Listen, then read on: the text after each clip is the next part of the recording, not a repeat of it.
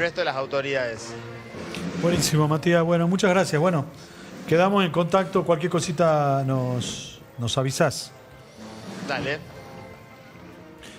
Patricio, cuando te interrumpí, estábamos planteando esta lógica de la pulseada constante. Lógica de la pulseada constante que no es mileísta, no lo inventó Milei a esto, ¿no? Es decir, algo que viene desde hace mucho tiempo. ¿Qué nos dice la historia? ¿Qué nos dice la política? ¿Cómo se sale de eso? Creo que es un gran punto en el que no sé si hoy estamos como sociedad y como clase política Sí. preparados para hacerlo, porque implica resignaciones de todos lados. Implica gente que esté dispuesta a aceptar que desde el otro lado alguien tiene algo que vale la pena ser escuchado, y que desde el otro lado se acepte la idea de que desde este lado alguien tiene algo que vale la pena ser escuchado. Hoy no lo veo. No veo siquiera en las sesiones en la Cámara de Diputados o en el Senado la predisposición a escucharse. El mínimo respeto a la posibilidad de que alguien tenga una opinión diferente, que pueda ser válido, que muestre algo. Lo que vimos en el caso, por ejemplo, de la unificación de Alemania, de la unificación de Italia, de la unificación de las propias colonias norteamericanas. Son procesos que tardaron muchos años, mucho derramamiento de sangre, pero que antes de firmar el documento final, la constitución de esos países, todos estaban de acuerdo. Nosotros primero escribimos la constitución y después la fuimos llevando provincia por provincia para que cada provincia la firmase, y después tuvimos una guerra con Provincia de Buenos Aires para que la provincia decidiese entrar a la Confederación. Creo que desde ese momento nosotros tenemos un serio problema como país para terminar de decidir qué queremos ser, y lo único que encontramos son espejos en los que mirarnos, pero que son espejos vacíos, que tienen el rostro frío del bronce, pero que después la humanidad de las personas solamente se concentra, y es parte de lo que hablábamos nosotros en Fuera de Cámara, se concentra en mis 4, mis 8 años y lo que pueda hacer en ese periodo de tiempo sin buscar el bronce. Yo tenía la expectativa, en los últimos 10 años, de que los diferentes gobiernos buscasen el bronce y no solo la coyuntura electoral. Quizá haya que pensar en límites institucionales. ¿Ahí hay un problema de líderes o hay un problema de no sé, de ciudadanos, de ejercicio? Y mientras vos hablabas decía, pero yo le estoy preguntando a Patricio algo que yo no he hecho. O sea, apenas hablábamos acá, yo estaba diciendo que estaba de acuerdo con vos, pero no estaba de acuerdo con vos, y que entrábamos en la dicotomía ya de la pelea de alguna manera, ¿no? Pero y desde cuando una recién le decía a posición Matías, diferente. yo le decía, está bien, pero digo, es como que está internalizada ya esa discusión, ¿no? O sea, qué difícil. Creo que el disenso es inherente a la condición humana. Yo creo que Pero no es aquí un problema de disenso. Acá te quiero ganar la pulseada. Te quiero ver en el suelo. si yo te quiero ganar la pulseada, está bien. Si yo quiero usar todos los medios institucionales para ganar la pulseada, está bien. Si yo te digo cabecita negra, orco, gorila, troll, cuca, si yo uso esos adjetivos, te deshumanizo y te corro del lado de el bien, ¿no? Si te pongo de la vereda del frente, correcto. Pero, ahí ya no hay conversación posible, ¿no? Si sos enemigo del pueblo. Pero viene de una conversación que a la inversa también desde el poder se atacaba. Sí, claro. O sea, digo, no representa un sector, es una forma de comunicación. Yo creo que también corresponde a una... No creamos que esto es una cuestión exclusiva de Argentina tampoco. Yo creo que hay una cuestión como global de la forma en la que se dan las conversaciones y la comunicación. Más grave todavía. Me imagino que ustedes tendrán ese desafío de cómo llegar a audiencias todo el tiempo, desde acá, desde el diario, en un mundo de micromundos, ¿no? En un mundo donde yo conozco lo de... La discusión y la pelea paga mejor. Es quizá la única forma de saltear micromundos, ¿no? Es decir, vos pensar en una persona, la cantidad de horas que pasa al día scrolleando en Twitter o en Instagram. Le aparecen las cosas que ellos siguen o las que el algoritmo piensa que son parecidas a los que yo sigo, ¿verdad? Sí, a las cosas a las que yo he puesto me gusta.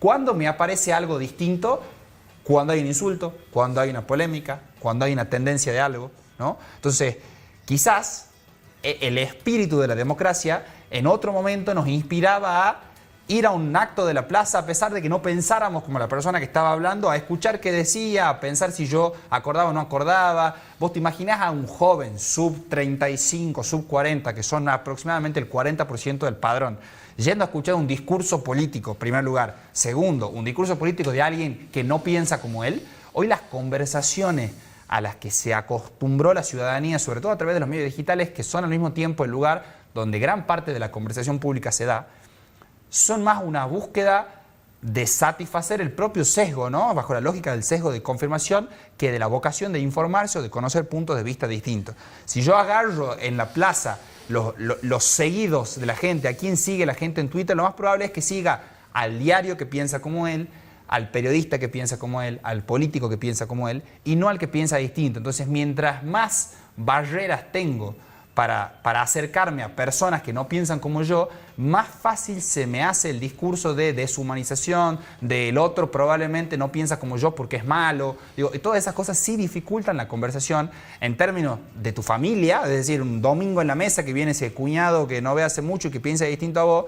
Si vos partís de la conversación de que esa persona es un buen tipo, podés conversar. Ahora, si yo pienso que ese no es un buen tipo, no puedo conversar. Mientras la política se acerca a esa segunda lógica, es muy difícil tender puentes para llegar a los acuerdos que decía Patricio. ¿Coincidís?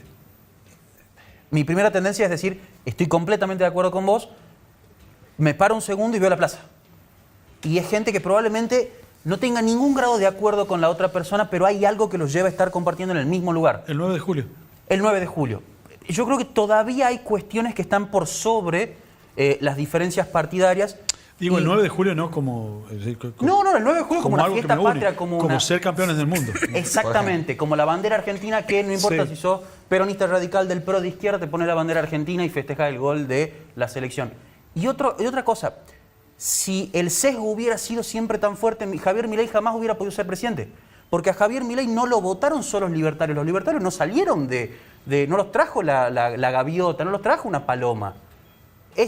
Son argentinos, la cigüeña, si no me salía, perdón, tiré 2 o 3 aves. Son argentinos que antes votaron por otras personas, que antes tenían otras ideas, que vieron algo en Javier Milei, y es una discusión que muchos de los analistas políticos tenemos, de bueno, ¿qué vio la ciudadanía? ¿Qué entendió la gente? Bueno, que nosotros el propio no pudimos ver. presidente todavía no logra dilucidar claramente qué vio la gente. Y por eso salta en distintas circunstancias. sí, que quizá es más evidente el síntoma que vio y que por eso todo el tiempo lo reafirma. Correcto. Antes que la causa profunda, que es lo que no termino, lo que estábamos discutiendo en el bloque anterior, antes de la salida de Matías, de bueno, cuáles son las líneas que trazar o que no. Quizá es una posición de un ñoño republicano, si querés que lo llamemos en los términos que el presidente toma, de alguien que todavía cree en que la democracia puede servir. No sé si las discusiones son solo cajas vacías de resonancia. Creo que todavía está. Creo que lo que falta es el sentido el sentido de las elecciones, el sentido de ir a votar, que uno sienta que vale la pena eso, que es lo que termina llevando a los acuerdos.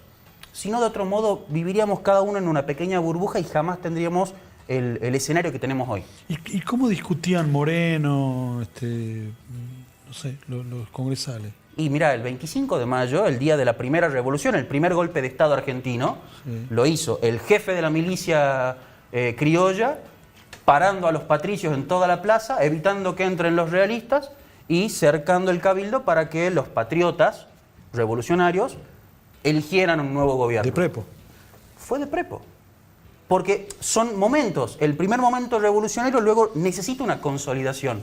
Si Javier Milei es un momento revolucionario... ¿Eso justifica Milei? Digo Milei, digo le pongamos el nombre que sea. Sí. Pero si lo plantamos como Milei es un momento revolucionario en la historia argentina, pongámosle ese título, sí, necesita una consolidación. Y la consolidación solo viene en la base de acuerdos. De otro modo es insostenible, solamente es un péndulo eterno que va de un lado a otro y que termina rompiendo todo.